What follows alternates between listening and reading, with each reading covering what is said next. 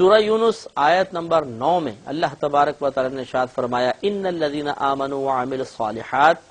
بے شک وہ جو ایمان لائے اور انہوں نے نیک اعمال کیے، یہدیہم ربہم بایمانہم، ہدایت دے گا انہیں ان کا رب ان کے ایمان کے سبب، تجری من تحتہم الانہار فی جنات النعیم،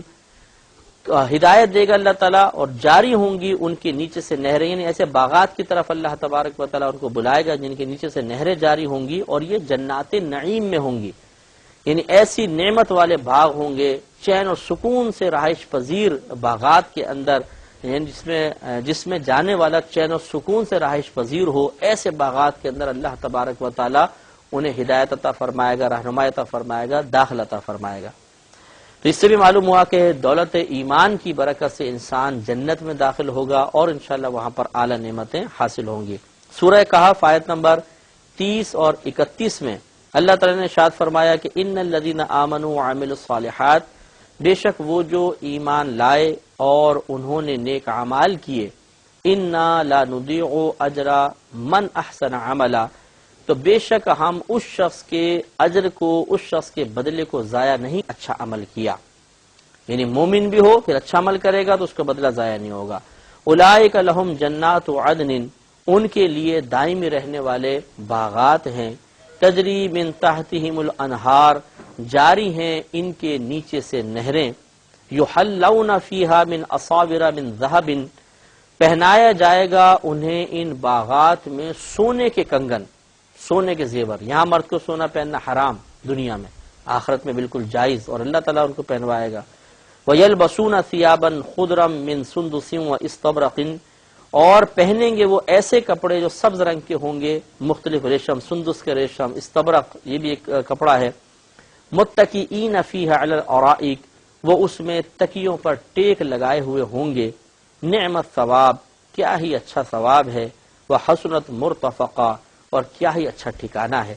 تو دیکھیے خود اللہ تعالیٰ فرما رہا ہے کیا اچھی نعمت ہے، کیا اچھا ٹھکانہ ہے۔ ذرا اس منظر کو ذہن میں لے کر آئیں کہ دولت ایمان پر ثابت قدم رہنے کی برکت سے جب انسان انشاءاللہ اور محض اپنے اللہ کے فضل اور اس کی رحمت سے داخل جنت ہو جائے گا، تو اسی ایک منظر کشی کی گئی ہے کہ ایسے باغات، نیچے نہریں جاری ہیں، سونے کے کنگن پہنائے ہوئے ہیں، خوبصورت ریشم کا لباس انسان نے پہنا ہوا ہے، تکیے لگے ہوئے ہیں، اس پہ آرام سے ٹیک لگا کر انسان بیٹھا ہوا ہے، اور بڑی شان اور بڑا اس کا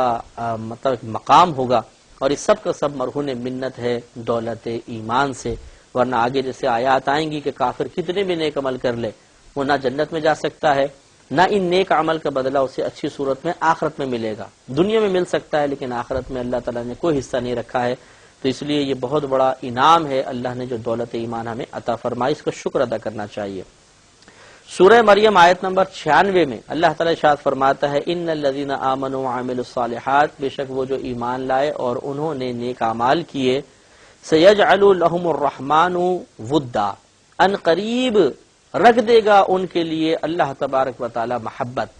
یعنی دوسرے لوگوں کے قلوب کے اندر اللہ تعالیٰ مودت پیدا کر دے گا، محبت پیدا کر دے گا، اور اہل ایمان کو لوگوں کا محبوب بنا دے گا۔ معلوم یہ ہوا کہ دولت ایمان کی وجہ سے انسان کی محبت دوسروں کے قلب میں بیدار ہوتی ہے۔ سورہ عنکبوت آیت نمبر 7 میں اللہ نے ارشاد فرمایا والذین آمنوا وعملوا الصالحات، اور وہ لوگ جو ایمان لائے اور انہوں نے نیک اعمال کیے، لنکفرن عنہم سیئاتہم، بہت بہترین آیت ہے، دیکھیے، ضرور ضرور ہم ان سے ان کی تمام برائیوں کو ختم کر دیں گے، مٹا دیں گے، وَلَنَجْزِيَنَّهُمْ، اور ضرور ضرور انہیں بدلہ دیں گے، احسن الذی کانوا یعملون، اس کا جو وہ اچھے عمل کرتے تھے اس کا بہترین بدلہ ہم عطا فرمائیں گے۔ تو یہاں دو مومنوں کے لیے دو انعام کا تذکرہ ہے۔ نمبر ایک، دولت ایمان کی برکت سے انسان کی تمام خطاؤں کا کفارہ کر دیا جائے گا، ان کو مٹا دیا جائے گا، اور دوسرا اس کے نیک عمل باقی رہیں گے، وہ نہیں مٹیں گے بلکہ اس کا اللہ تعالیٰ اچھا بدلہ عطا فرمائے گا۔ یہ صرف دولت ایمان کی برکت ہے، اگر یہ ایمان نہ ہوتا تو ہماری خطائیں نام اعمال میں باقی رہتی۔ اب اس کی برکت یہ ہے کہ دولت ایمان کی وجہ سے نیکی مقبول ہوتی ہے، اور یہ مقبول نیکی ہمارے گناہوں کا کفارہ بن جاتی ہے۔ جیسے سید عالم صلی اللہ علیہ وسلم کا فرمان ہے اور بڑا بہترین ہے، اس کو یاد رکھیے کہ آپ نے ارشاد فرمایا کہ اگر تم سے کوئی خطا یا گناہ ہو جائے، اس کے فوراً بعد کوئی نیک عمل کر لو، تو یہ نیک عمل اس گناہ اور خطا کا کفارہ ہو جائے گا۔ تو صحابہ کرام علیہم الرضوان نے پوچھا یا رسول اللہ صلی اللہ علیہ وسلم کیا لا الہ الا اللہ کہنا بھی نیکی ہے؟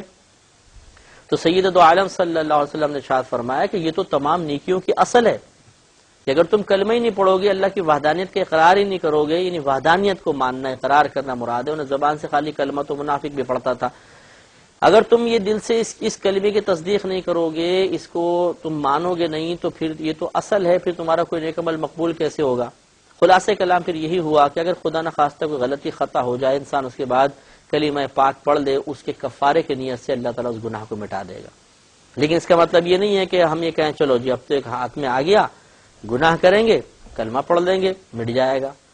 تو یہ بالکل ایسا نہیں کرنا چاہیے۔ اللہ تبارک و تعالیٰ نے اس قسم کی جو فضیلتیں اپنے حبیب کریم صلی اللہ علیہ وسلم کے ذریعے ہم تک پہنچائی ہیں، اس کا مقصد معاذ اللہ ثم معاذ اللہ گناہوں پر دلیر کرنا نہیں ہے، بلکہ انسان کو مایوسی سے باہر نکالنا ہے کہ بعض اوقات انسان خطا کرنے کے بعد مایوسی کی طرف بڑھ جاتا ہے اور شیطان کہتا ہے کہ دیکھ تو نے پہلے 10 دفعہ توبہ کی تھی، پھر توبہ توڑ دیتا ہے، اب تو بخشے نہیں جائے گا، اللہ تعالیٰ تجھ سے ناراض ہو جائے گا، جہنم میں پھینک دے گا۔ اس وقت پھر اس قسم کی احادیث ڈھارس دیتی ہیں کہ اللہ تو بڑا رحیم و کریم ہے، ہم خطا کے پتلے ہیں، واقعی ہم نادم ہیں، خطا ہو گئی، غلطی ہو گئی، اقرار کر رہے ہیں، لیکن اللہ تعالیٰ کتنا پیارا ہے، کتنا مہربان ہے کہ اس نے اس خطا اور گناہ کا کفارہ بھی مقرر کر دیا ہے۔ اگر میں اس گناہ کے بعد لا الہ الا اللہ پڑھ لیتا ہوں، کلمہ پاک 1 بار 2 بار 10 بار 20 بار، تو انشاءاللہ میرا وہ گناہ مٹ جائے گا۔ تو پھر انسان مایوسی سے پھر امید کی طرف آئے گا۔ اس لیے حدیثیں بیان کی جاتی ہیں، نہ یہ کہ گناہ پر دلیر کرنا معاذ اللہ، کہ والذین آمنوا وعملوا الصالحات، اور وہ جو ایمان لائے اور انہوں نے نیک اعمال کیے، لہم مغفرۃ واجر کبیر، ان کے لیے مغفرت ہے اور بہت بڑا اجر ہے۔ مغفرت کا مطلب سابقہ گناہوں کی بخشش، یہ مغفرت کا مفہوم ہے، اور پھر اجر کبیر، بڑا اجر، بڑا بدلہ۔ تو معلوم ہوا کہ جو ایمان لائے گا اللہ تعالیٰ اس کو 2 انعام عطا فرمائے گا، ایک تو اس کو سارے گناہ مٹا دیے جائیں گے، اور دوسرا اس کو بڑا اجر بھی دیا جائے گا۔ تو ہم مومن ہیں، ہمارے لیے بہت چانسز ہیں کہ اگر خدا نخواستہ زندگی میں خطائیں، گناہیں، بدنگاہی ہو گئی، بری بات سن لی، بری بات کر لی، غلط منصوبے بنا لیے، غلط باتیں سوچی،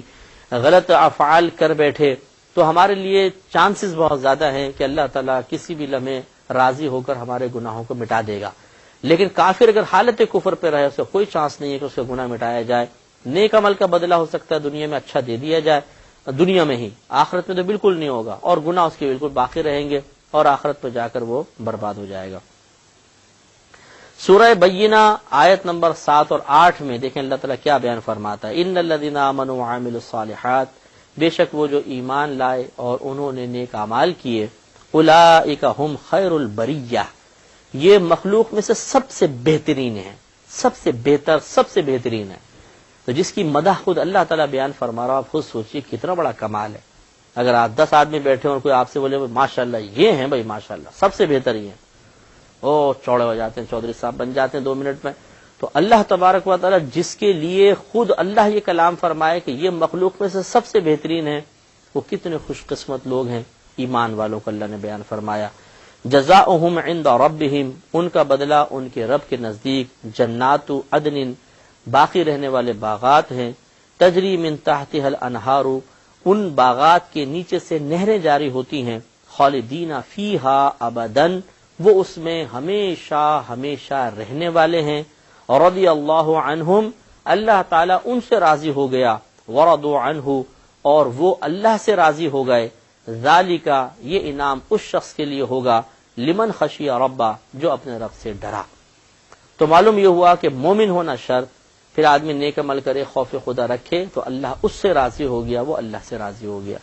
اور اس کے لیے باغات ہیں، جنتیں ہیں، اور اللہ تعالیٰ خود بیان فرما رہا ہے کہ وہ مخلوق میں سب سے بہترین ہے۔ یہ سب دولت ایمان کے فائدے ہیں، یہ مومن ہونے کے فائدے ہیں، مسلمان ہونے کے فائدے ہیں۔ تو ہمارے جو مسلمان بھائی اور بہنیں ہمیں سن رہے ہیں، آپ یہ کہتے ہیں جی ہمیں اللہ نے دیا کیا ہے، ہمارے پاس تو کچھ بھی نہیں ہے، گھر پہ نگاہ دوڑاتے ہیں سامان تھوڑا سا ہے، گھر کے بجائے ذرا اپنی ذات پر ایک نگاہ دوڑا کر دیکھیں کہ آپ کتنے قیمتی ہیں۔ آپ نے تو ایسی نعمت پالی ہے جس کے بدلے میں جنت ملے گی، تو آپ کے پاس تو بڑی قیمتی دولت ہے، دولت ایمان، اس کی حفاظت کریں، اس کی قدر کریں، یہ بہت ہی ضروری ہے۔ سورہ عصر میں اللہ تبارک و تعالی نے ارشاد فرمایا والعصر، زمانے کی قسم یا وقت عصر کی قسم، ان الانسان لفی خسر،